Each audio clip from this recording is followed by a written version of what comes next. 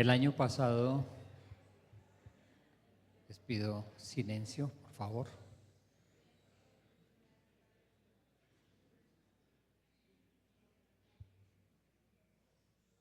Me voy a atrever a hacer una petición, no por mí, no porque sea yo quien hable, sino que no se distraigan con celulares, por favor. Que no se distraigan mirando celulares. Creo que en todo momento con la persona que esté hablando, quien sea, creo que es importante que nos tengamos la disciplina de estar en lo que estar.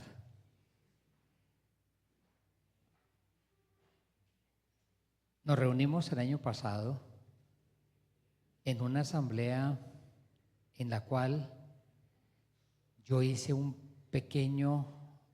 pequeña presentación de un trabajo que se venía haciendo juiciosamente durante un buen tiempo, de una mirada retrospectiva de lo vivido por nuestra diócesis durante 35 años más o menos, en la realización del proyecto, del proceso diocesano de renovación, de evangelización. Yo puntualicé en su momento, lo vamos a proponer con detalle después. Esa mirada retrospectiva nos hizo detener la mirada sobre 3 puntos: los aprendizajes de tantos años, porque además de ser aprendizajes dejaron una huella indeleble en muchas experiencias eclesiales que vivimos en la diócesis.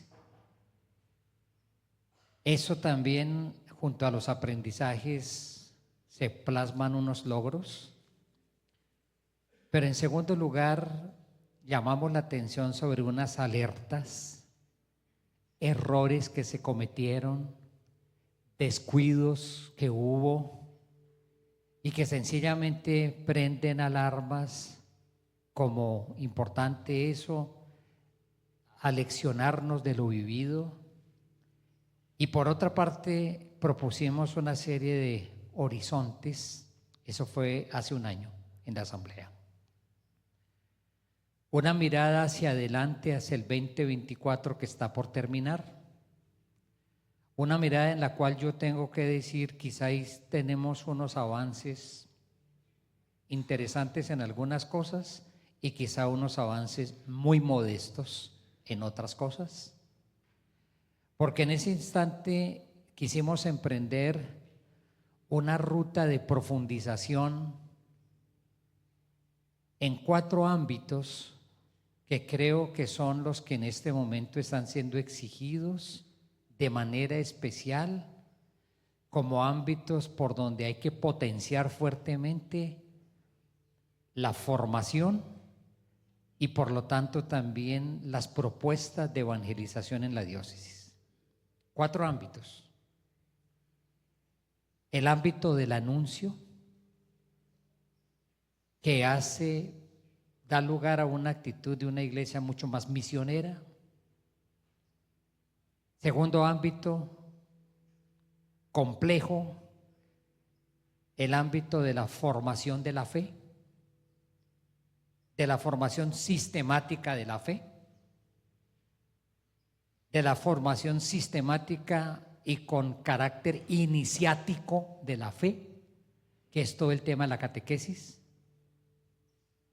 Y ahora me faltan 3 parroquias por confirmaciones, 3. Mañana 2 y a comienzos de diciembre la última.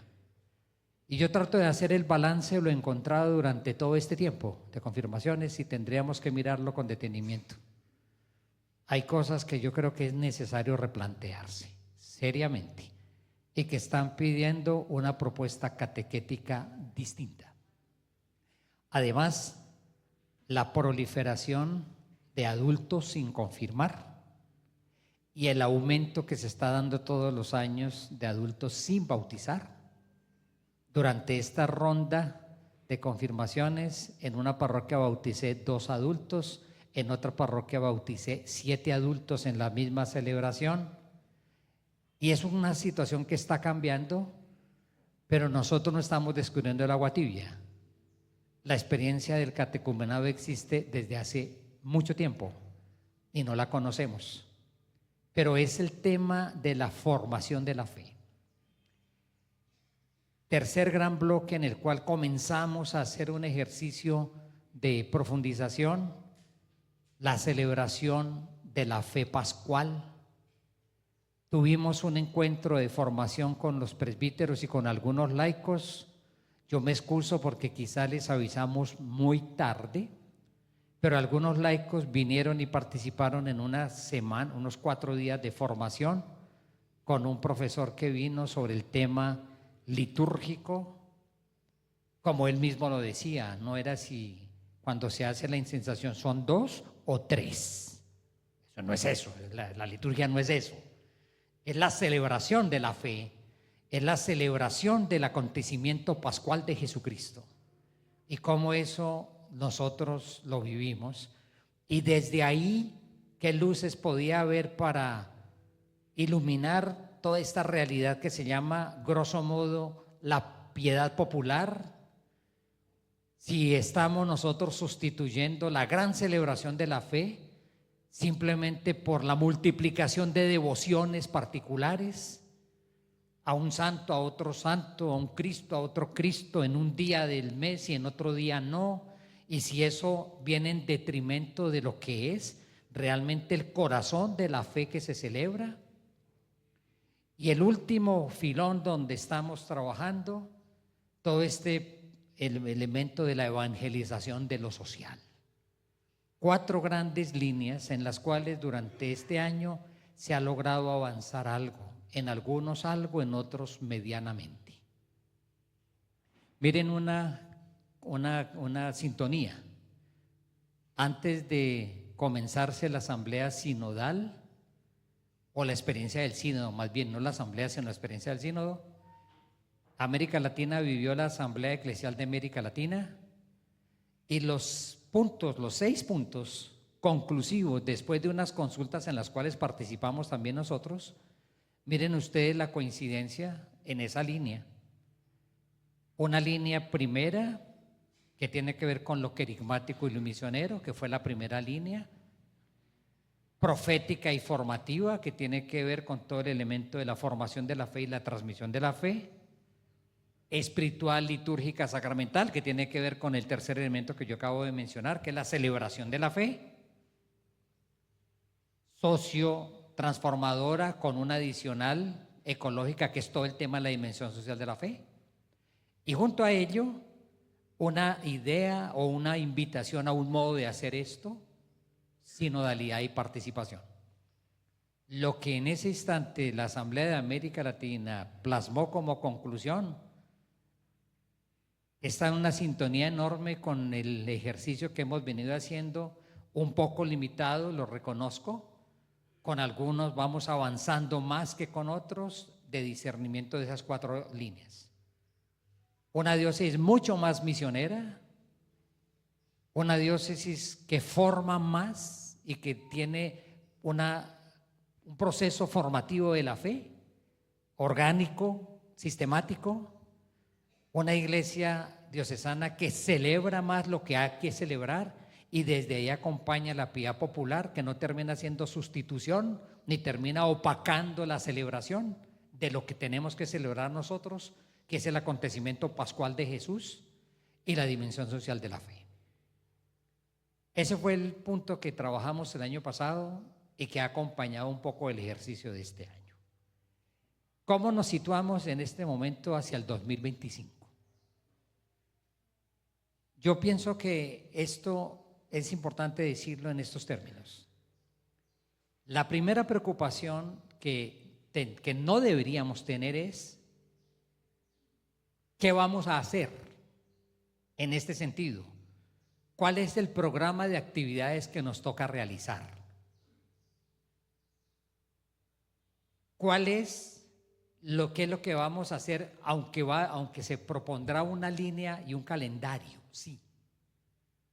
Pero la primera preocupación no es cómo vamos a llenar nosotros los meses y qué nos vamos a inventar para llenar esos meses. Me parece a mí que el momento que la iglesia en el mundo está viviendo, antes que nada se podría expresar en la pregunta, ¿cómo estamos llamados a ser? Y no necesariamente a hacer, sino a ser. Creo yo que lo que está en juego es una manera de ser, de estar, de hacernos presentes. Eso es lo que está en juego hoy. Creo yo que hay que desmontarnos, que sentimos que estamos realizando la misión simplemente porque la programación existe y eso es una cosa desaforada que no tenemos tiempo para nada, sino cuál es el tipo de comunidad que estamos llamados a ser hoy. Cada quien personalmente, cuál es el tipo de persona creyente en Jesucristo que está llamada a ser hoy. Creo que está en juego actitudes antes que acciones, modos de ser antes que planes. Está en juego eso. Y creo que esa es una de las grandes intuiciones del Papa Francisco, cuando ha querido convocar una experiencia, por favor, repito, de un sinodal, que no es un tema para estudiar, no es un tema, es una experiencia sinodal de un sínodo inédito, realizado desde el 2021 hasta el 2024, con la consulta del mundo entero, con la participación de la iglesia en el mundo entero, y de manera particular las dos asambleas que se hacen en Roma el año pasado y la de esta, con una metodología distinta y con una participación diferente. Laicos, laicas, presentes allá en la Asamblea Sinodal de Obispos, porque lo que está en juego definitivamente es una manera distinta de entendernos como comunidad y en consecuencia de actuar como comunidad. Las tres palabras que están marcando en este momento el sentir de la iglesia, y yo en eso me reafirmo, va pasando el tiempo y yo reafirmo mi convicción. Los acontecimientos que se han vivido en la iglesia son el don de Dios para nosotros, para entender el momento de nuestra diócesis y para vigorizar nuestra diócesis. Es don de Dios, es paso de Dios. En la invitación del Papa Francisco a que vivamos una experiencia, repito la palabra, yo insisto por Dios, no es un tema, es una manera de ser, y quisiera ahondarla, esa experiencia de ser iglesia sinodal, primero, de ser misionera, tercero, en el contexto del año entrante, aunque es cierto que puede ser coyuntural. Desde el año 1300, el Papa Bonifacio VIII, en el año 1300, hizo el primer jubileo. El Papa Bonifacio VIII. El primer jubileo se hizo en el siglo XIV. 1300, el primer jubileo. Y desde hace mucho tiempo existe la tradición que cada 25 años se hace un jubileo ordinario. Pero los papas hacen también a veces jubileos extraordinarios. El último jubileo ordinario fue en el 2000. Ese impresionante movimiento al cual invitó Juan Pablo II, que tuvo una preparación de varios años, cada año preparatorio, el año del Padre, el año del Hijo, el año del Espíritu, el año 2000, aproximándose no solamente a hacer cierre de siglo, apertura y cierre y apertura de milenio, toda esa realidad. En el año 2015 vivimos otra experiencia de un jubileo extraordinario convocado por el Papa Francisco de la Misericordia, lo recordamos, y el año entrante el jubileo ordinario cada 25 años. Con la perspectiva que se ha abierto en este instante de otras fechas, el tema no son solamente las fechas, sino el tema es a qué nos está invitando esto. En el 2031, la celebración que tendrá América Latina de los 500 años de la manifestación de la Guadalupana, que fue un proceso de evangelización absolutamente sorprendente, y en el 2033, la celebración de los 2000 años de la redención, simbólicamente para poner que se cumplirían los 2000 años de la cruz de Cristo, como precisamente los más viejitos que estamos acá. Recordamos cómo en el año 1983 Juan Pablo II convocó un año extraordinario de la redención, cumpliéndose los 1950 años del acontecimiento de la cruz. Ahora ya el Papa está invitando a que en el 2033 se viva algo, un jubileo extraordinario. Es coyuntural que estemos a puertas del 2025, pero no es coyuntural que el Papa Francisco haya invitado a que el año entrante se viva el jubileo de la esperanza. No es coyuntural porque la situación del mundo es compleja. Y si hay alguien que tiene el deber de hablar de esperanza, es la Iglesia de Cristo. Es la iglesia que ha nacido de la Pascua de Cristo. Si hay alguien que debe tener la pasión por hablarles a todas las personas de esperanza en una realidad tan llena de incertidumbres, pues somos nosotros, Iglesia de Cristo. Porque esa es la razón de esperar.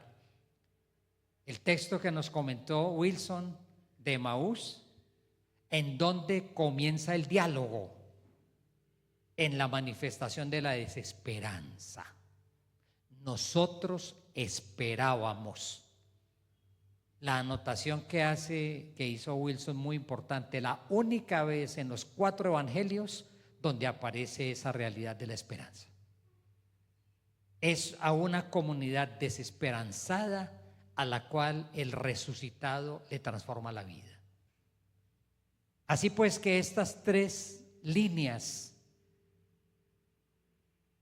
cómo ser diócesis sinodal, misionera y que sea testigo de esperanza, eso no apunta simplemente a qué vamos a organizar como programación, sino antes que nada apunta a una manera de ser, a una manera de pensar, a una manera de sentir, a una manera de situarnos frente al Señor, cada quien frente a sí mismo, frente a sí misma, frente a los demás, frente a la realidad que vivimos. Eso apunta es a ello.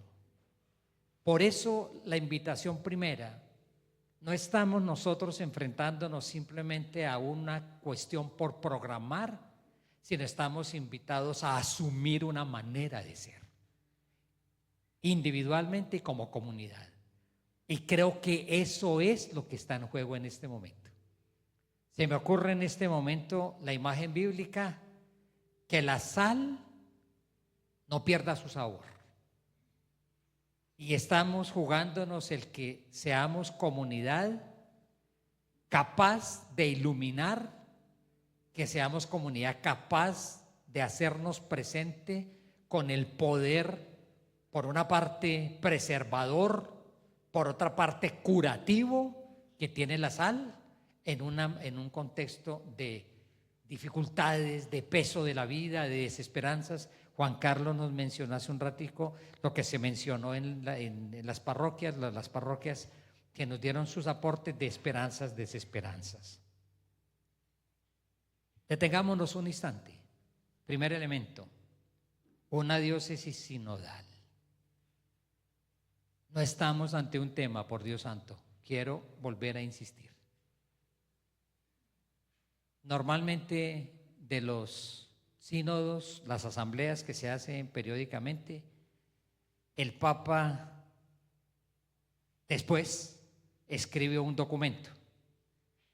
Esta vez allá, reunidos, allá en el aula Pablo VI, aula grande, donde estaban las mesas de trabajo, le preguntaron y el Papa dijo: ese documento que acaba de salir, ese es el documento.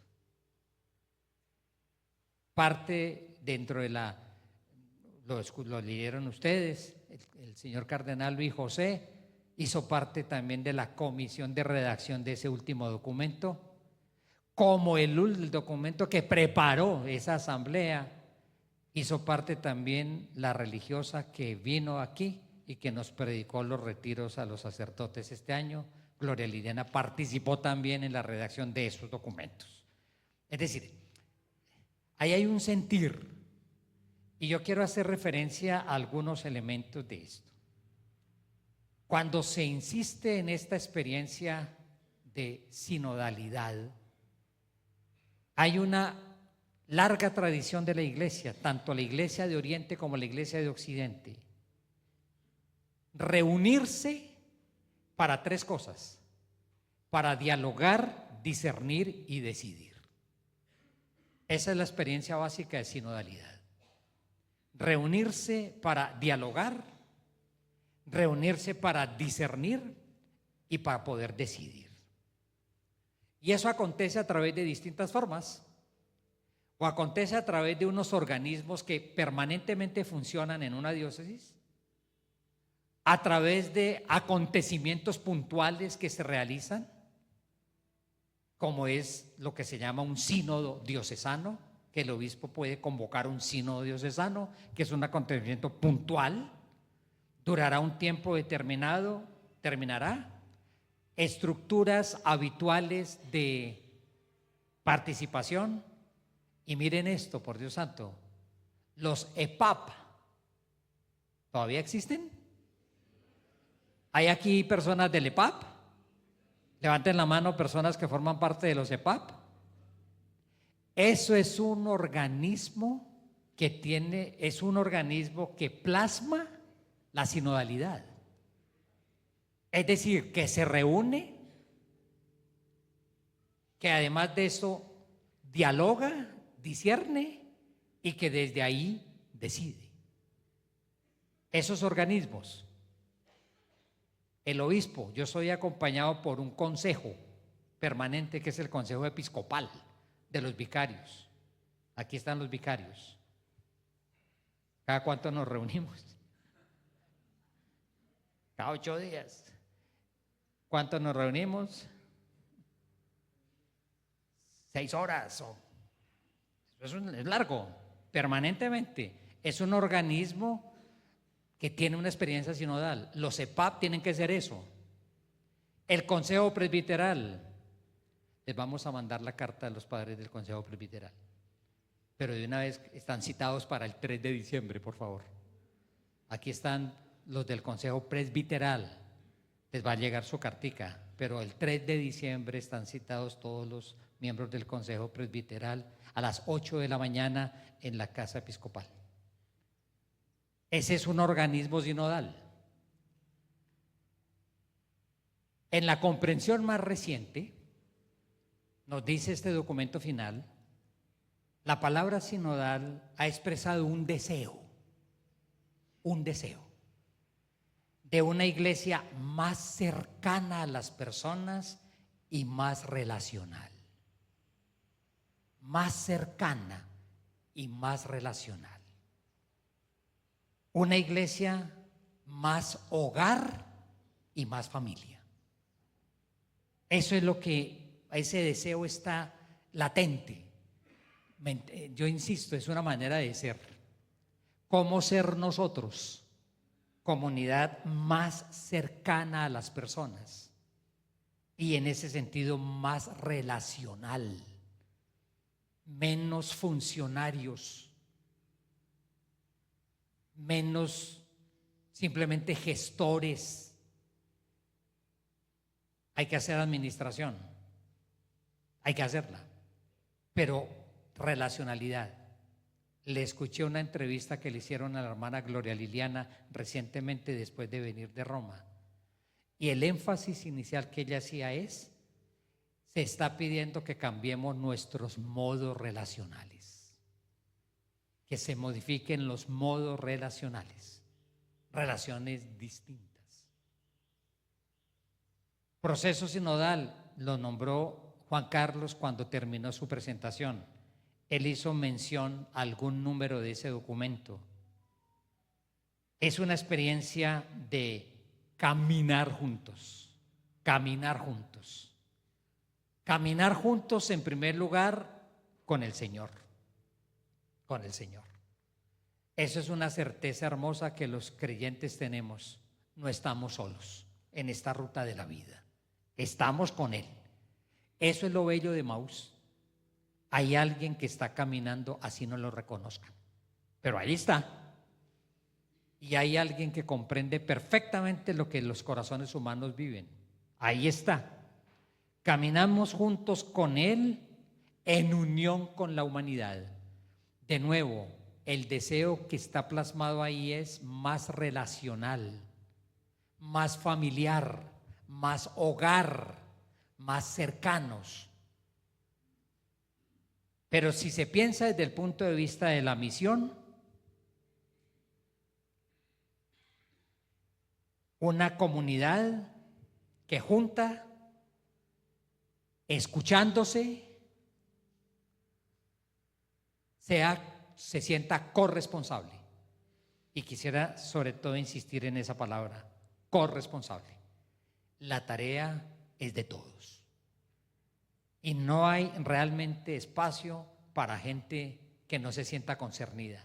Y concernida ojalá en primera persona. Es un estilo de vida, es una manera de ser. Es una manera de ser, de acompañarnos. Es una manera de ser que se nutre de la escucha de la palabra, de la Eucaristía, pero particularmente marcada por la conciencia de corresponsabilidad y por lo tanto de participación. Laicos más participantes de la misión de la Iglesia. Yo lo digo también, toca hacerlo, pero yo lo digo también con todo el cariño. Yo creo que el EPAP no se reúne solamente para decidir si van a vender empanadas de trigo o de yuca. Esa es la gran función del EPAP. Ayudarle al párroco a decidir si va a hacer jugo de mora o si va a hacer limonada. Nos reunimos en el EPAP. ¿Qué significa EPAP? Equipo parroquial de animación pastoral. Pero no es solamente para decir, vamos a reunirnos como EPAP y vamos a decidir a quién le tocan las empanadas el domingo próximo, a quién le tocan los salpicones el siguiente domingo y ahí terminó la misión del EPAP. Pues yo creo que para eso no se necesita mucha estrategia. Hay que hacerlo. Alguien tiene que organizar y alguien tiene que vender empanadas. Pero es un equipo de laicos, religiosas, con el sacerdote, haciendo discernimiento evangelizador. ¿Cómo somos una iglesia más sinodal? Bueno, comamos empanadas, de acuerdo, listo, comamos empanadas. Pero la misión no es esa. Hay parroquias que han tenido, creo yo, una sabia decisión. Separar el EPAP del comité de eventos. Bueno, y se inventaron un comité de eventos. Ellos son los que se encargan de las empanadas, del salpicón y de todo ese asunto. Pero los otros se reúnen para hacer un ejercicio de diálogo sobre la evangelización. Como también existe el Consejo Económico, que se reúne con el sacerdote, que es el representante legal, para mirar las finanzas de la parroquia. Las finanzas de la parroquia no pueden ser un mito. No pueden ser un mito. Y en todo el comité económico tendrá que conocer qué pasa en esta parroquia. Eso no es un mito que solamente lo conocen unos iniciados, ¿no? Guardados los iniciados, ¿no? El Consejo Económico no es un florero, se reúne con el párroco. Y se reúne con el párroco no simplemente para decirle sí padre, sí padre, sí padre, sí padre. Ya padre. ¿Ya listo padre? Ahora empanada padre y terminó. No, miremos cómo está eso. Hay comités económicos, gracias a ustedes, donde hay presente una abogada, saben de derecho, entonces dan orientaciones. Padre, ese gasto no lo haga, padre, no lo haga, padre. Está despilfarrando la plata. Está despilfarrando la plata, padre. No haga ese gasto. Es inútil. No se meta en eso, padre. No se meta.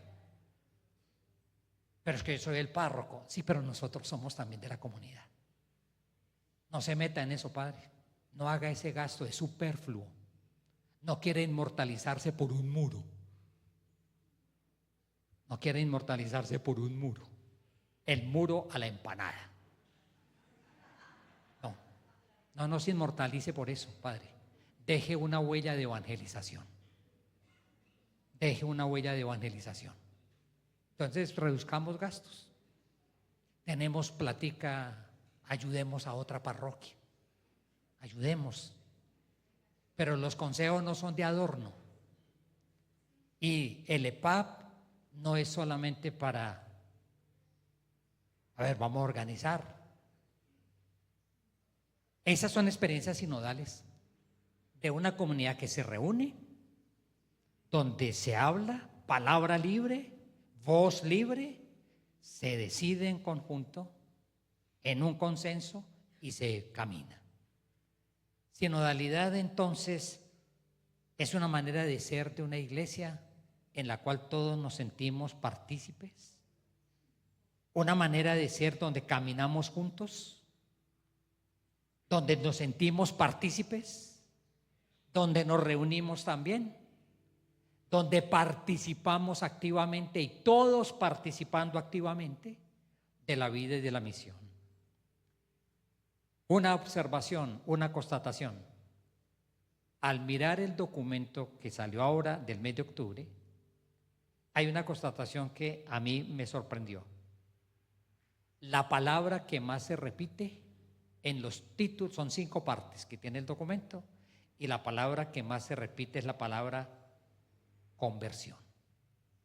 Conversión. Miren que el primer capítulo se llama El corazón de la sinodalidad, llamadas por el Espíritu Santo a la conversión.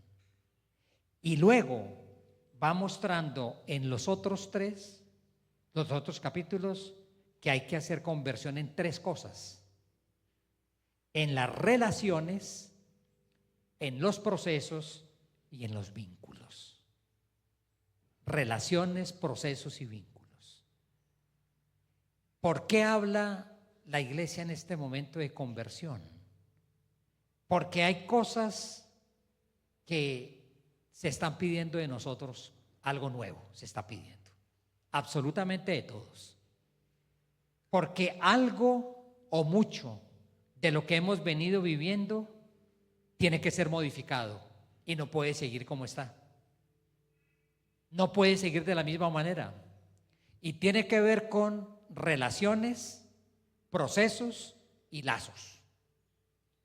No se habla de conversión porque las cosas estén, sino porque tenemos que llegar a una manera distinta de relacionarnos, unos procesos que tienen que ser renovados y unos vínculos que piden transformación. Es la palabra que más se repite. Y cada uno de los capítulos comienza conversión en. Es decir, no está en juego simplemente qué agenda vamos a programar, sino qué manera de ser estamos invitados a asumir. Qué manera de ser.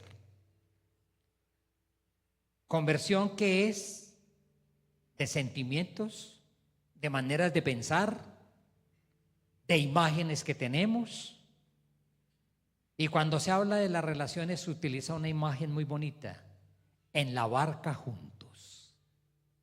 ¿Te recuerdan la oración del Papa en la pandemia? Eso fue en marzo, cuando hizo al final, o fue en abril, cuando hizo la oración en San Pedro, ¿ustedes recuerdan? Que la transmitieron por televisión. La Plaza San Pedro desolada, absolutamente desolada. Yo leí a un crítico de la iglesia colombiano, ya murió, era un columnista habitual, que habló con una sorna de esa escena, pero habló así, de una manera irónica, ¿no? Para decir la soledad de este pobre hombre allá.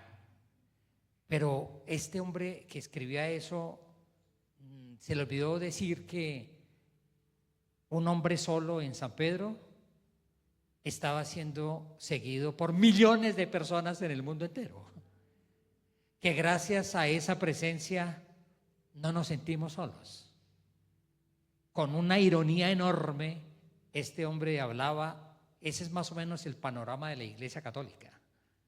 Una progresiva desolación, ¿no?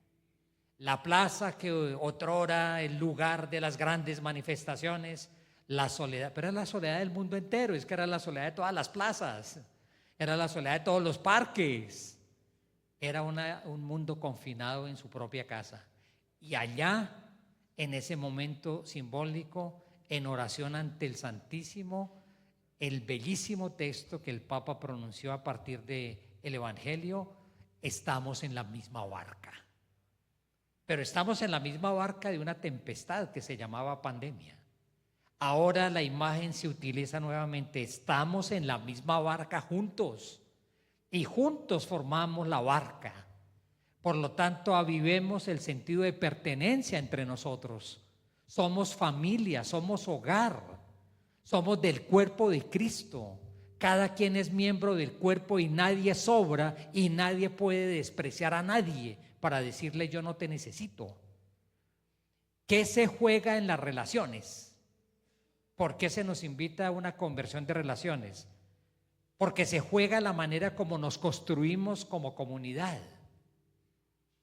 Se juega una manera de realizar la misión que se caracteriza en el entrelazamiento de distintas vocaciones, de distintos carismas, de distintos ministerios y servicios.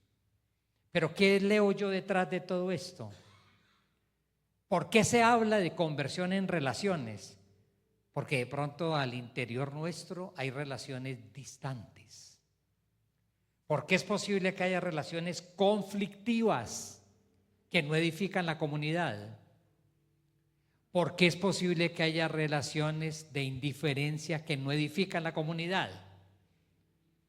Cada quien podrá revisar, pero algo también hay allí. Porque no reconocemos quizá la diversidad de vocaciones que existen, modos relacionales distintos.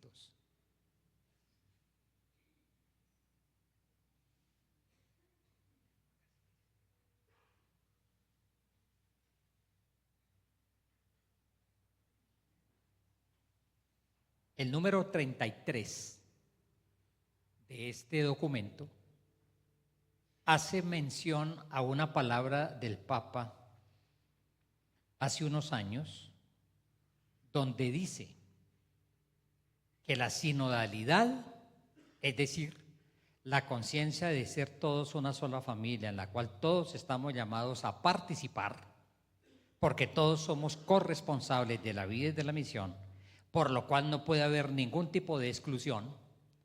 La sinodalidad, oigan esta frase tan fuerte que el Papa dijo en el 2015, es el marco interpretativo más adecuado para comprender el propio ministerio jerárquico. Para nosotros, presbíteros, sin que de ninguna manera se desconozca el don específico del Espíritu de Cristo, que es Cristo cabeza, y hace un momento saludamos a los 3 diáconos que se fueron ordenados ayer. y los saludamos y están estrenando camisa hoy. Miren que están estrenando camisa. Todos tienen camisa nueva, están amansando el cuello. Ahí están los tres amansando el cuello, ahí están. Están ahí. Acérquense y se vean que están estrenando camisa hoy. A no ser que ya la tuvieran amansadita antes, quién sabe. ¿Quién quita? El ministerio jerárquico del ministerio ordenado tiene como marco de interpretación adecuado la sinodalidad. Por lo cual se sitúa en esa perspectiva. Y dice ese texto, invita a toda la iglesia, incluidos los que ejercemos autoridad, a la conversión y a la reforma. ¿Será posible la conversión de un cura? ¿Será posible la conversión de un obispo? Dios todo lo puede. Dios todo lo puede. ¿Hay religiosas acá?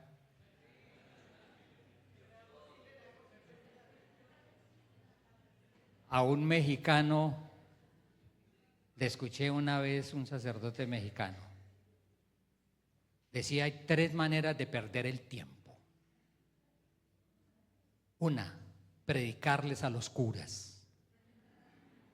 Dos, confesar monjas. Tres, expulgar gatos. Que ese era un dicho en México. Tres maneras de perder el tiempo. Mis hermanos sacerdotes, con mi corazón, mis hermanos sacerdotes, estamos llamados a entendernos de otra manera. Mis hermanos sacerdotes, estamos llamados a entendernos de otra manera, sinodales, no en pedestales. Estamos llamados a bajarnos de los pedestales autoritarios. Hermanos sacerdotes, está en juego eso. Mis hermanos seminaristas, ¿cuántas veces yo aquí en el seminario les he dicho? Por favor, desmonten para siempre que mi modelo sacerdotal es el Padre tal. Desmóntenlo de una vez para siempre.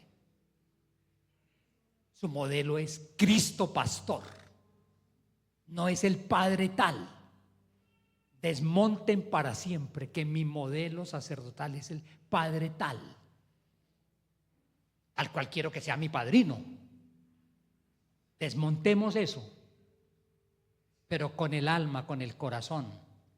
Aquí Wilson lanzó una pregunta feroz.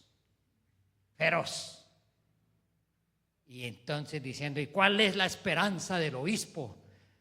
Cuando y dijo con los sacerdotes, miren la esperanza, la pregunta que hizo. Esa fue la pregunta que hizo y se fue. Se fue, nos dejó embarcados. Y al que estaba al lado le dije, como Pablo, esperar contra toda esperanza. Mis hermanos sacerdotes, con mi corazón, estamos llamados a otro tipo de pastoreo. No de poder, no de autoridad, no de la última palabra. Está en juego una manera de ser curas. Está en juego una manera de aumentar la credibilidad en la iglesia. Está en juego eso. Está en juego una manera de ser pastores de manera diferente. De ahí que la sinodalidad es el marco interpretativo para comprender el ministerio jerárquico. Es decir, en participación de vocaciones y donde nuestra imagen y con mi corazón, yo lo compartí ayer, ¿dónde están los tres diáconos? Levanten la mano, los nuevos, allá están. Ya se fue uno. Ya se fue uno. No se ve, es que es muy chiquitico ese. Y ayer yo les decía a mis hermanos diáconos en la ordenación, su distintivo no es simplemente una estola cruzada, y la tenían ayer, nueva, pues. La dalmática, eso es esplendorosa. Y hoy la camisa que están estrenando.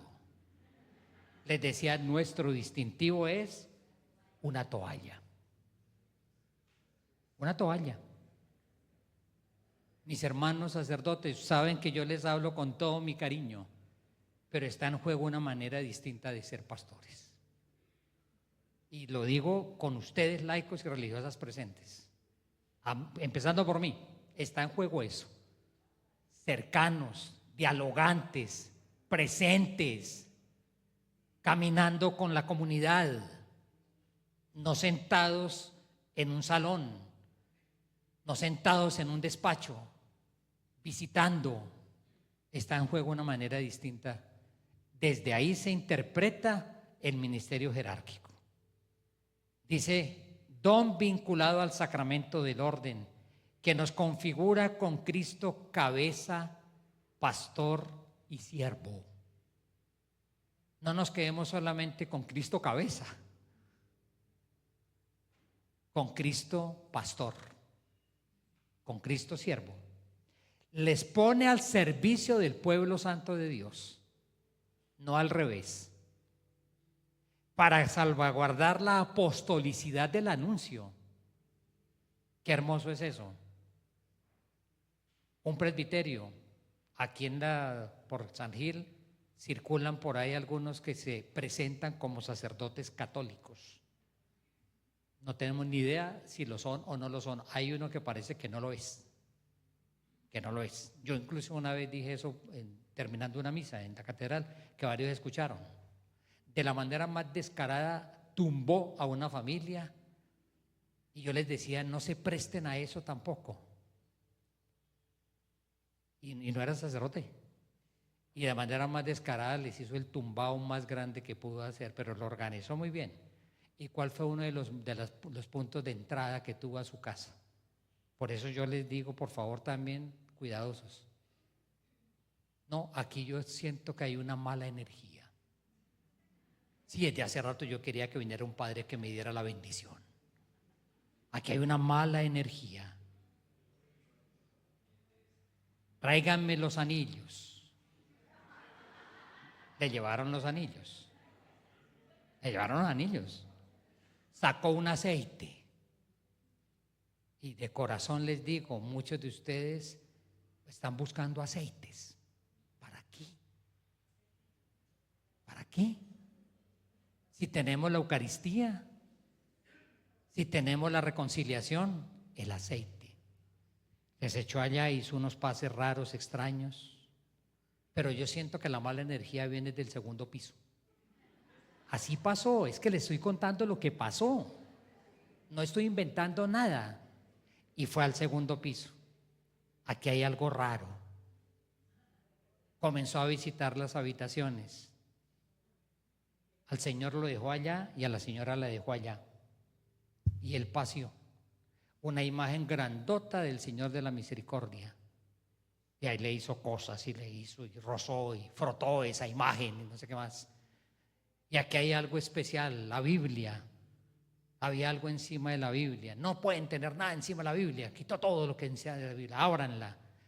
Pongan ahí los anillos. Y pusieron los anillos. Y ahora vamos a hacer una oración, pero usted por fuera y la otra por fuera. Ahora vengan al ratico, ya. Y ahora ya nos vamos acá y queda cerrada esta pieza hasta las 6 de la tarde. No la pueden abrir antes. Salgan ustedes primero, porque el que tiene la capacidad para la energía negativa era él. Y ellos salieron. Y después salió él, con los anillos, con el celular, con todo. Eso pasó. Eso pasó. Eso pasó. Inviten a su párroco. No le abran las puertas, quién sabe a quién que dice que es cura. No, no abran la puerta. Y si el párroco llega, aquí siento una energía negativa.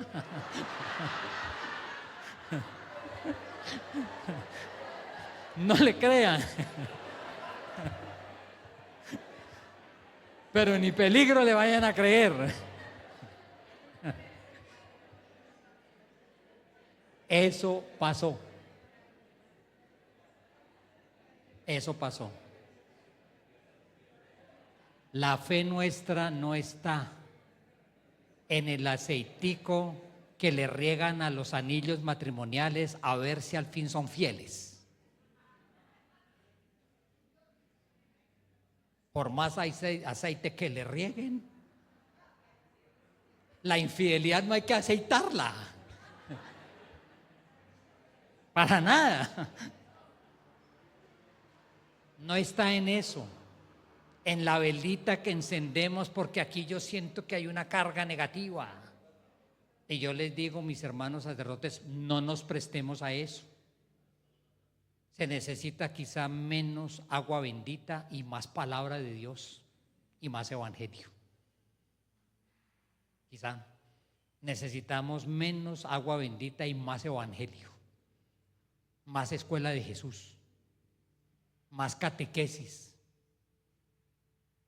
una experiencia distinta, conversión de relaciones, de procesos, de vínculos. Tuvimos la oportunidad, cuando habla aquí de relaciones, juntos en la barca.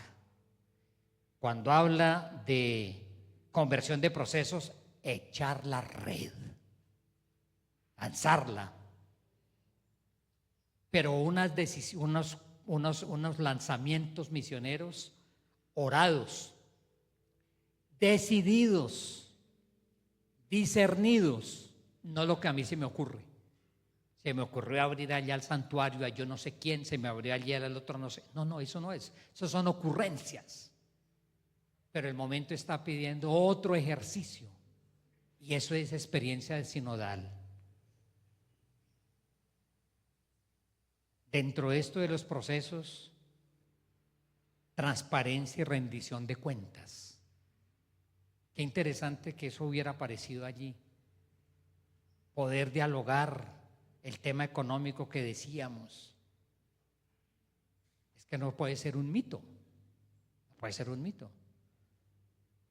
En una próxima reunión que tengamos nosotros, vamos a presentarle a todo el presbiterio las cuentas de la diócesis, como lo hemos hecho en otras ocasiones, como lo hemos hecho. Miren, aquí andamos, es que eso no es un mito. Entre otras cosas, para que paguen la cuota con rapidez, para que nos ayuden. Rendición, vivir con sobriedad, vivir en austeridad. Rendición, interesante eso. Así como en todo el tema de la cultura del cuidado, protección de menores, acabamos de revisar nuevamente el protocolo diocesano de cultura del cuidado. Lo acabamos de revisar completo, le dimos una transformación y una vez que lo tengamos vamos a socializarlo para hacer protocolos parroquiales de cultura del cuidado, que no son optativos, es realmente que nos oriente, que nos ayude. Pero esa imagen de transparencia que se está pidiendo allí y que a nosotros los obispos nos están pidiendo. Hoy aparecía en las noticias un sacerdote muy prestante en Colombia que parece que le tienen una demanda por ocultar abusos. Transparencia se está pidiendo como nunca transparencia, pero también en lo que nosotros hacemos en la iglesia. Cuando se habla de la conversión de vínculos, una pesca abundante. Y una pesca abundante porque la pesca se da en la medida en que todos participamos en la misión. Les comparto, tuvimos en el mes de junio los retiros espirituales del presbiterio, con una religiosa colombiana que ha participado en el sínodo de obispos el año pasado y este año. Y muy amablemente Gloria Liliana nos acompañó predicándonos los retiros. Nos fue llevando a través de una serie de cuadros bíblicos Emaús, Betania, la Samaritana, Nicodemo, el Buen Pastor, la Última Cena, María junto a la cruz y Pentecostés. Cuadros bíblicos. Y en cada cuadro bíblico hizo una profundización. Y al final del retiro dijo, esto que hemos vivido a partir de estas imágenes bíblicas es todo el corazón de lo que se llama la experiencia de una iglesia sinodal. Entonces, con Emaús, mírenos la lectura que ella hizo, cercana a la que hizo Wilson hoy, pero con otro acento. El protagonista es el Espíritu y somos en camino. Somos caminantes, pero hay que permitir que el Espíritu actúe más y menos nuestras ocurrencias. Por eso hay que orar más. Hay que orar más. Orar, no rezar, orar. Encuentro con la palabra y desde la palabra que ella, mis hermanos diáconos, no olviden la Eucaristía de ayer. El texto que nos salió ayer en la misa, ¿recuerdan ustedes el Salmo responsorial? Perdón, la primera lectura del libro del Apocalipsis. ¿Quiénes estuvieron? Cómetelo. Va a ser dulce como la miel, pero en tus entrañas amargo. Porque la palabra nos sacude, porque la palabra nos confronta, porque la palabra nos hace arder lo que no está bien. La palabra hace eso, produce escozor, porque hay cosas que hay que cambiar. Seamos más personas de la palabra. Segundo cuadro, Betania, la vocación, llamados, todos llamados. Tercer cuadro, la Samaritana, la mística del encuentro. Y estamos llamados a ser personas que favorezcamos más encuentro. Cuarto cuadro, Nicodemo, la escucha que conduce a la conversión. Sin oración no hay conversión. Hay 3 maneras de perder el tiempo, decía un sacerdote mexicano. 3 maneras de perder el tiempo. Más escucha produce conversión. Todos, todos, todos. Quinta imagen, el buen pastor, amar y servir al modo de Jesús. Última cena, la mesa con un sitio para todos, una mesa que se agranda. María junto a la cruz, discípulos misioneros y Pentecostés unidos en la diversidad. Termino ahí este punto de lo sinodal. ¿Cómo somos una diócesis sinodal? Una diócesis que se reúne en los distintos escenarios, que ora, que dialoga, que se escucha, que discierne y que decide, pero en la cual participamos todos, en la cual todos somos partícipes, porque todos somos corresponsables. ¿Y cómo? Con mi corazón lo vuelvo a decir, nosotros sacerdotes favorecemos mucho más esa iglesia sinodal. Sin verticalismos, que yo soy el cura, yo decido, ustedes hacen lo que yo diga, por las razones que sea, porque yo sé. Charlamos, discernimos, oramos. Tu palabra cuenta, tu palabra vale, pero eso pide también tiempo, estudio, reflexión, diálogo. El texto aparece diciendo que la sinodalidad no es un fin en sí misma, sino que apunta a la misión. Una manera distinta de ser comunidad donde todos participamos, pero para que podamos realizar la misión, para que nosotros podamos ejecutar lo que el Señor nos confió, evangelizar, que es la misión esencial, la gracia y la vocación y la identidad profunda.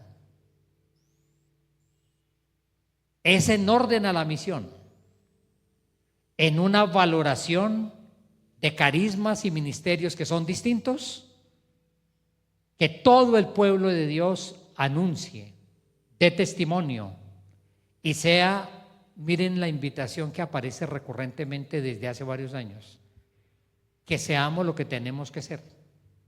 ¿Y qué tenemos que ser? Sacramento. Miren la fuerza que tiene esa palabra. Una persona que no crea y que sea, sí, que sea no creyente, ¿qué lee en nosotros? Cualquiera podría, todos, la pregunta es válida para todos. ¿Qué leen en mí? ¿Qué descubren en mí? ¿O mi presencia inquieta, confunde, defrauda, desilusiona? En mi presencia sacerdotal, ¿qué leen? ¿Leen mística de evangelio, servicio incondicional, o leen ganas de poder, deseos de figurar? En ustedes laicos, los demás, ¿qué leen? ¿Qué leen? La persona que en la parroquia quiere ser la protagonista de todo.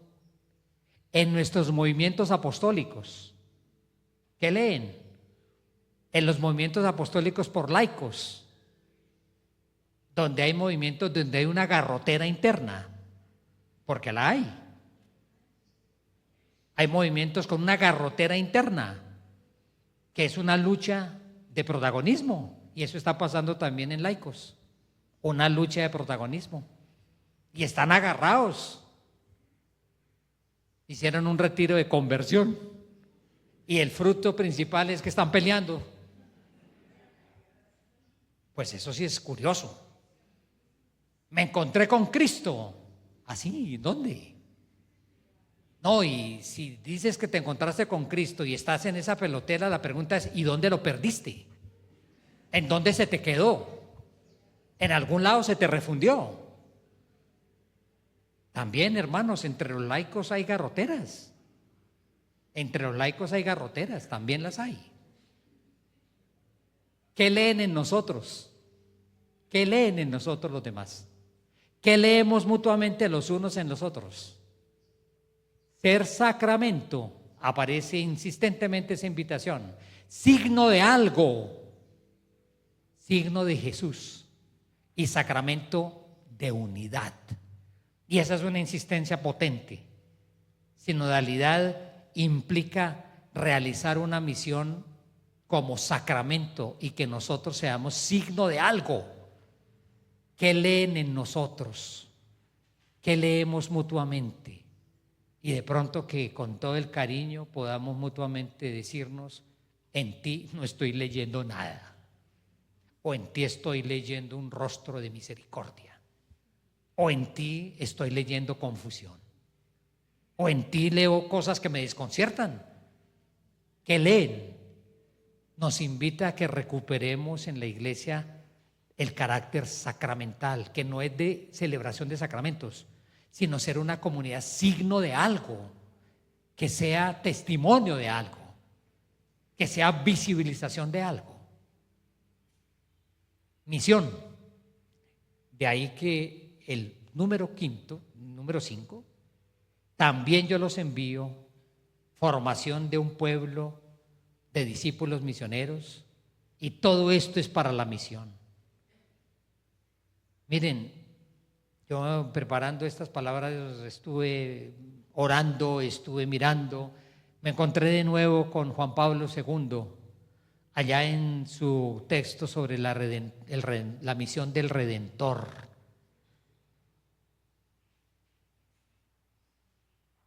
La misión de la iglesia, ayudar a que todas las conciencias, orientar la conciencia y la experiencia de la humanidad hacia el misterio de Cristo. La misión es que todo se oriente hacia Jesús. Aquí Wilson lo decía hace un rato también. Si el Señor se revela en lo que nosotros hacemos. La misión universal de la iglesia nace de la fe en Jesús. Pregunta. Y cuando a veces de pronto perdemos la fuerza misionera, ¿no será que estamos también en un debilitamiento de nuestra fe? Que es nuestra relación con Él, nuestra adhesión a Él. Solo en la fe se comprende y se fundamenta la misión. Y si Él es el único Salvador, el único que muestra, miren el Evangelio de mañana que celebramos. Cristo Rey. Y el Evangelio de mañana es una escena formidable, formidable, donde se habla de dos realezas. Es el juicio Cristo ante Pilato. ¿Eres rey? ¿Qué has hecho? El que representa la soberanía, Pilato, le pregunta a un pobre, herido, ultrajado, ¿eres rey? Y él responderá, tú lo dices, soy rey. Esa es la realeza. Él es y después responde, si mi reino fuera de acá. Y es sorprendente en el Evangelio de San Juan mañana, ¿cuál es el signo que da Jesús o la característica que da Jesús de su realeza? Si mi reino fuera de acá, la batalla se hubiera dado. Pero yo vine para ser testigo de la verdad. Es esto. Como Él es el único, Él es el mediador, es el único que nos muestra la verdad sobre el amor del Señor y la verdad sobre la vocación humana. Y ahí Juan Pablo II insistía, precisamente por ese don de la salvación en Cristo hay que hacer misión. Por eso hay que hacer misión, porque esta verdad sobre la vida humana solamente la tenemos en Él. Por eso hay que anunciarla. Cristo, como es el único mediador, y más aún, el Papa va más hondo todavía. La urgencia de la actividad misionera brota de la radical novedad de vida que trae Cristo. Hay vida nueva que ofrece y no hay derecho a que mucha gente no viva la vida nueva de Jesús. Por eso hay que hacer misión. La iglesia, nosotros somos los primeros beneficiarios de la obra de Jesús, pero por ello somos también testigos. Somos también nosotros los que de manera explícita mostramos el tipo de vida humana que se construye desde Jesús. Así como Pablo dijo, ay de mí si no evangelizo, hay otra expresión que encontramos de la primera comunidad en Hechos de los Apóstoles, nosotros no podemos menos que hablar. Es decir, quien ha descubierto el tesoro del Evangelio no puede quedarse callado y tiene que anunciar y tiene que decirlo, y eso nos corresponde a todos. A la pregunta, ¿para qué la misión? Respondemos con la fe y la esperanza de la iglesia. Abrirse al amor de Dios es la verdadera liberación. En Él, solo en Él, somos liberados de toda forma de alienación y extravío, de la esclavitud, del poder del pecado y de la muerte. Cristo es verdaderamente nuestra paz y el amor de Cristo nos apremia, dando sentido y alegría a nuestra vida. La misión es un problema de fe. Es el índice exacto de nuestra fe en Cristo y en su amor por nosotros. Si hay déficit misionero, parece que puede haber déficit de fe. Es decir, de esa convicción frente a Jesús como el único Señor que nos hace personas verdaderamente libres. Y por eso se necesita evangelizar. ¿Por qué la misión? Pregunta de nuevo el Papa Juan Pablo. Porque a nosotros se nos ha concedido la gracia de anunciar a los gentiles las inescrutables riquezas de Cristo. Yo les he hablado en más de una ocasión, omito eso, pero qué bueno esos textos del Papa Francisco cuando él dice, por eso evangelizamos. A mí personalmente me ayudan muchísimo. Yo esos textos los leo y los releo, donde él dice varias cosas y siempre cierra con la frase, por eso evangelizamos, como si uno no está convencido de que todavía tiene que hacerlo, como si uno todavía está dudando y ¿será que sí? ¿O a qué más nos ponemos a hacer? ¿Qué más nos ponemos a hacer nosotros? Como si nos faltara todavía claridad al respecto. No es lo mismo haber conocido a Jesús que no conocerlo. Evangelizamos porque recibimos el amor de Jesús y vivimos la experiencia de ser salvados por Él, que nos mueve a amarlo más. Por eso evangelizamos, porque somos salvados y amados por Él. Porque hemos descubierto el amor que devuelve sentido a la vida. Por eso evangelizamos. Porque hemos sido creados para lo que el Evangelio propone, la amistad con Jesús y el amor fraterno. Por eso evangelizamos. Porque el Evangelio es el único que responde a las búsquedas, esperas y necesidades más profundas del corazón humano. Por eso evangelizamos. Cada quien podrá seguir respondiendo esto. Permítanme, paso aquí. Creo que estamos invitados como Iglesia Diocesana a tomar iniciativas. Creo que sí. Estamos invitados a salir más y a hacernos más presentes en muchos escenarios acompañando. Y aquí estamos acompañando. Creo que estamos nosotros invitados definitivamente a no mirar las cosas desde lejos, sino a hacernos más partícipes de muchas de las cosas que se viven en la sociedad. Creo que estamos llamados a algo muy importante: acompañar. Una comunidad parroquial donde la gente se sienta acompañada y mutuamente nos acompañamos. Creo que estamos llamados nosotros a todo eso, y creo que por esas rutas se está hablando hoy de una evangelización misionera. Bien, conocemos los ámbitos de los cuales habla el Papa Francisco cuando dice los ámbitos en que se realiza la misión, y creo que a todos nos corresponde apersonarnos cada vez más de eso. Que por una parte son las personas cercanas a la parroquia, las personas cercanas, pero por otro los que se han venido alejando y otros los que ignoran completamente. Y estamos abocados e invitados a eso. Y finalmente, una pequeña palabra sobre la esperanza. Ya se comentó, Juan Carlos ya comentó, haciendo eco a las expresiones de ustedes, lo que descubrieron en las parroquias: signos de esperanza, signos de desesperanza. En el retiro en el cual hablaba Wilson, que yo tuve la oportunidad de acompañar a los presbíteros en el año 2021, que yo les acompañé al retiro, yo propuse el texto de Emaús. Hicimos una mirada detenida en Emaús. Y en ese momento yo les propuse un pequeño texto de un poeta francés. Y quiero leeros unos extractos. La fe es una esposa fiel.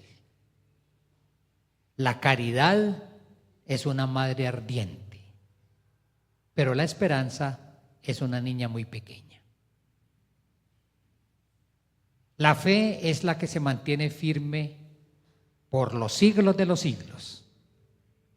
La caridad es la que se da por los siglos de los siglos.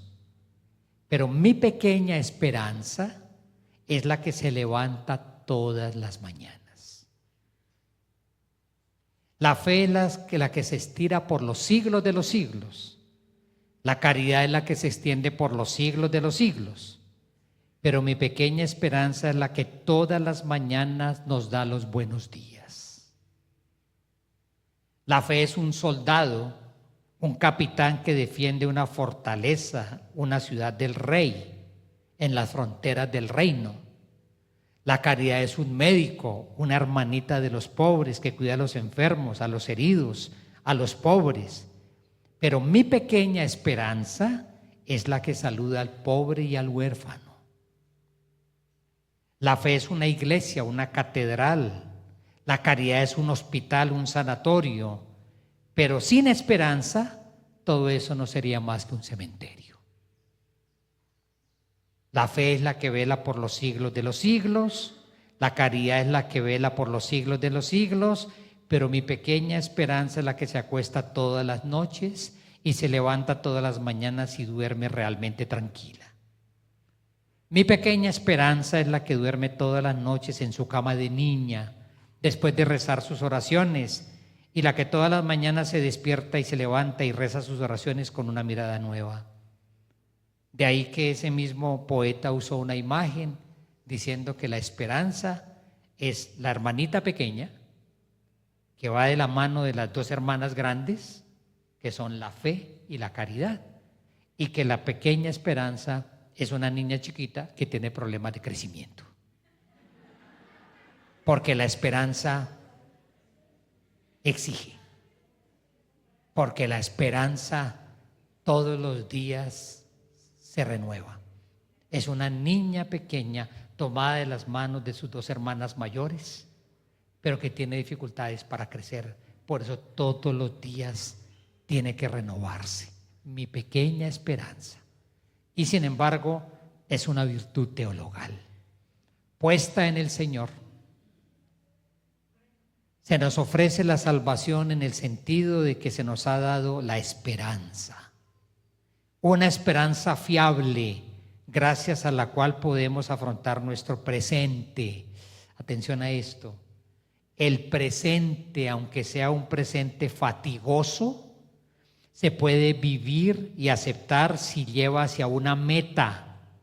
Si podemos estar seguros de esta meta y si esa meta es tan grande que justifique el esfuerzo del camino. Me parecen unas palabras magistrales del Papa Benedicto en la encíclica sobre la esperanza. Es la virtud que nos permite mirar el presente, pero con una expectativa que esto vale la pena vivirlo. Porque tiene una meta, porque la meta es segura y porque la meta es altísima, que justifica el esfuerzo del día presente. Y esa es la virtud de la esperanza. Tener esperanza es tener futuro. Es decir, que la vida no acaba en el vacío.